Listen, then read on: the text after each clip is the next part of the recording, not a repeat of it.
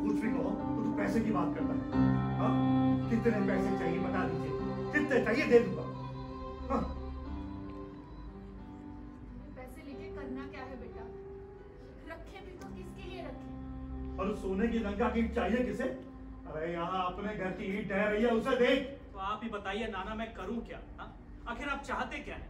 कहूँ मानेगा? कहिए, कहिए तो सही। बेटा, तूने इंजीनियरिंग किया है, तू तू वहां विदेश में पुल बनाता है, यहाँ अपने देश में पुल बनाने का काम नहीं है क्या? तो क्या यहाँ कम सैलरी पर आ जाऊं, नौकरी करने लगूं? हाँ? कोई भी नासमझ इंजीनियर मुझसे सीनियर है, सिर्फ इसीलिए उसके अंडर काम करूं, उन सरकारी और पीले कागजों पर मेरे शेफर्स और पार्कर पेन खराब करने लगूं? अच्छा अच्छा ठीक है, तू वो सब ना कर, तू तू कोई अपना धंधा कर। हमेशा पैसों की बात करता है ना, ला वो पैसा यहाँ लाकर डाल दे धंधे में। अगर पैसे की कमी पड़ेगी तो मैं दूंगा, पैसा इकट्ठा करने की जिम्मेदारी मेरी। इस देश में धंधा करो कहना आसान है, पर क्या सचमुच यहाँ धंधा करना आसान है क्या? क्यों क्यों नहीं? अरे यहाँ सालों साल सरकारी कागज हिलते तक नहीं, उन्हें हिलाने के लिए हर कदम पर पैसा चढ़ाओ। यही सब करो तो टेंडर मिलेंगे, वरना क्वालिटी की कदर करोगे तब तो बाहर फेंक दिए जाओगे।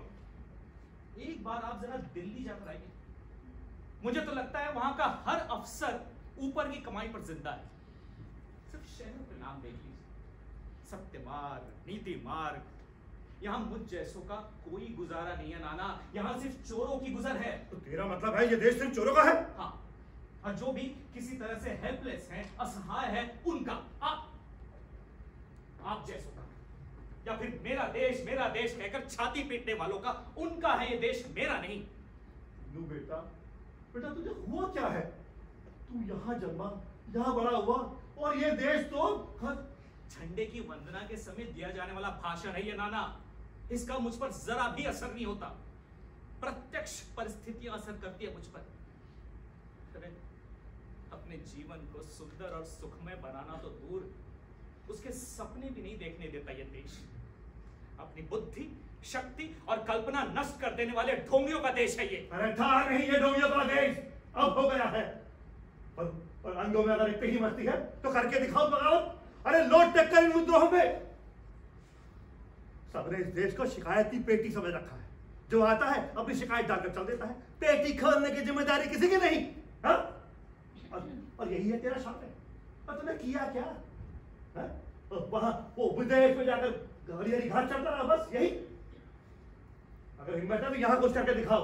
अरे लो अपनी बुद्धि का काम दिखाओ, अपनी कल्पना शक्ति का काम अपने देश के लिए भी। ये सब कहना आसान है नाना, पर जब कोई कुछ करने जाता है ना, लेकिन यहाँ अरे यहाँ है क्या? हा? एक कदम भी रिश्वत और चोरी के बगैर आगे नहीं बढ़ा सकता कोई। अरे यहाँ बीमार पड़ जाओ तो वीआईपी के फोन के अलावा आपको एडमिशन नहीं मिलता अस्पताल में। तो बच्चों को पढ़ाना हो तो घूस के बगैर एडमिशन नहीं मिलेगा।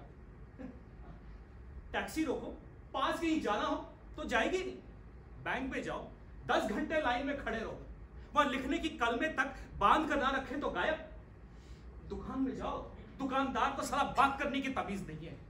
ये लोग मुझे अपने लगते हैं, सच। तो क्या ये देश सिर्फ बेईमानों का है? हाँ, इसमें मुझे जरा भी शक नहीं।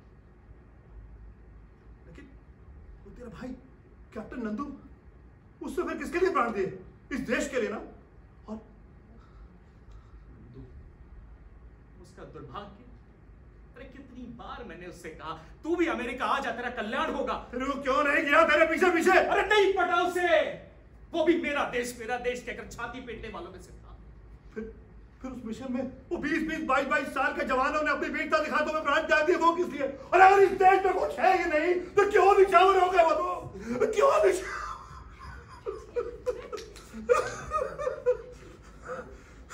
चुप हो जाइए, शांत हो जाइए। तू भी ठीक से बात कर इनसे। छोड़िए नाना, इस विवाद में ना पढ़ना ही अच्छा है। नंदू लड़ाई में मारा गया, इसलिए तो मैं आया इतनी दूर से आपको देखने, आपसे मिलने। अब इस दुख में और कड़वाहट किस लिए? हाँ? दुख में इतना पहुंचा, पूछा, यही बहुत है, बहुत है। दीनू बेटा, तूने यहाँ रहने के बारे में क्या सोचा? मैं यहाँ कैसे रह सकता हूँ नानी? नहीं नहीं बेटा, यहाँ मत रह, यहाँ बिल्कुल मत रह, कहीं और रह। तू मेरी आंखों के सामने रह मेरे लाल। नानी, कैसे समझाऊं? तेरी समझ में कुछ नहीं आएगा, तू रहने दे। हाँ बेटा, मुझ मरी को तो कुछ समझ में नहीं आता, अपने बच्चों का प्यार समझ में आता है, उसी के लिए कहती हूँ बेटा। बच्चों को माँ बाप की सेवा करनी है का मतलब क्या है? अब कंधे पे बहंगी रहकर काशी थोड़े न जाना है।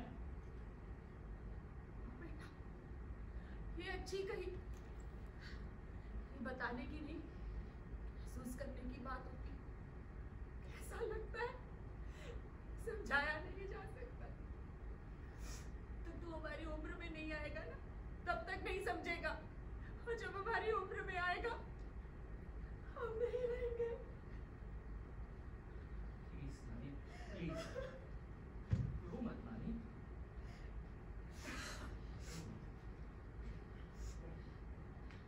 ये बता, वो अंग्रेजन क्यों नहीं आई तेरे साथ है? थक गई थी सफर से, कहने लगी थोड़ा आराम कर लेती हूँ। मैं कोई उससे काम करवाती घर का? हाँ, बुला ले, खाना खा के जाना। हाँ? अरे नहीं, वो कैसे खाएगी हमारा खाना? क्यों, हमारा खाना अच्छा नहीं होता क्या? नहीं, वो बात नहीं है। अंग्रेजों का खाना अलग होता है, हमारा अलग है। जब तू उस अंग्रेजन का खाना खा सकता है तो वो हमारा खाना क्यों नहीं खा सकती? रहने दे नानी, मैं चलता हूँ। अब वो अकेली होगी होटल में। तू जा रहा है? आया भी तो ऐसे दुख में, कुछ मीठा भी नहीं खिला सके तुझे। अरे कोई बात नहीं नानी, हम लोग कल सुबह यहीं आ जाते हैं।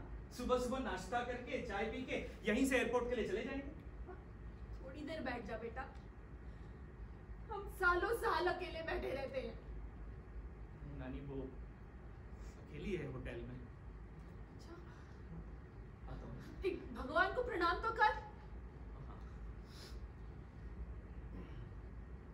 इनको भी प्रणाम कर।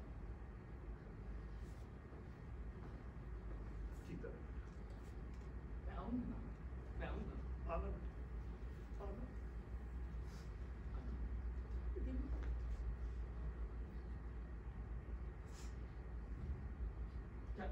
क्या देख रही है नानी?